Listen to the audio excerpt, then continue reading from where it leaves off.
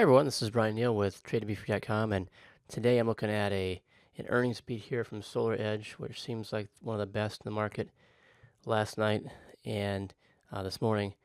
And SEDG, Solar Edge Technologies, they beat by quite a bit, and they beat on the top line as well, but they raised their guidance for revenue for next quarter by I think around 20%, right around 20%, which is a big raise. It's gapping up higher than pretty much anything else in the market right now. Pre-market, there may be some penny stocks that have gapped higher, but this seems like the best gapper in my price range here.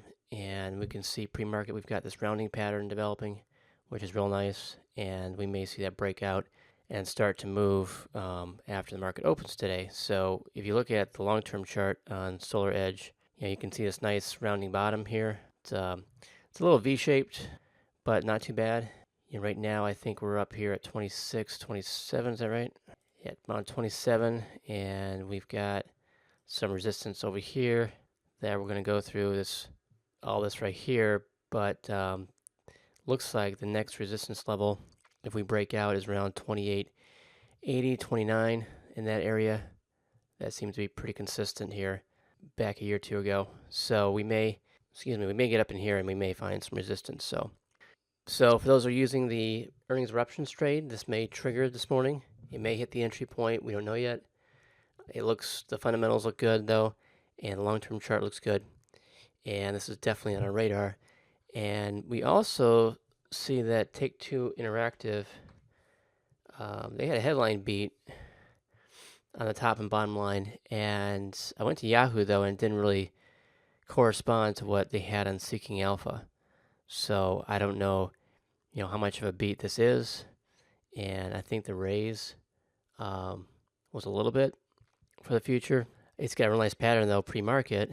Right now, the market's been kind of consolidating and pulling back a bit. And this morning, I wouldn't be surprised to see another pullback. So, if this hits the entry point, it'll probably go up a few percent. If not, then I wouldn't get into it. I wouldn't jump in at the open, that's for sure. And same thing with Stamps.com, had the same thing. I saw that the beat and the on the bottom line and top line, Zacks has them beating. I looked at Yahoo Finance and I saw the revenue was pretty much in line, but again, Seeking Alpha had them beating by quite a bit, so it's hard to get a clear read on that. And they also, I'm not sure if they had a guidance raise on this or not. I know there's some questions about but yeah, they had them beating by 46 cents, and that corresponds with what Zacks has. Revenue, they say they beat, but if you go on Yahoo Finance, the estimate was right around 116. So I don't know if they've actually raised their guidance or not. Look at the earnings call transcript. Actually, I might have that in here. Okay, I looked at the conference call. It looks like they're raising guidance quite a bit and beyond what they beat by on the revenue, and I think also in the earnings, because they say the expenses will be in line with the revenue increase. So, this is a beat and raise. So this is a pretty good setup here.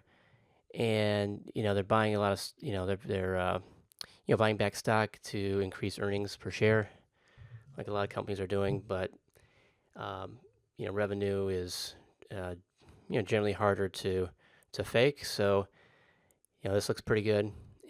So if this stock hits the entry point around the open, this could move quite a bit today. It looks pretty good. So, like in SEDG, also like in STMP, and we'll give you an update later on today and see how these fared, see if the stocks hit the entry point and how well they did. And we'll talk to you again real soon.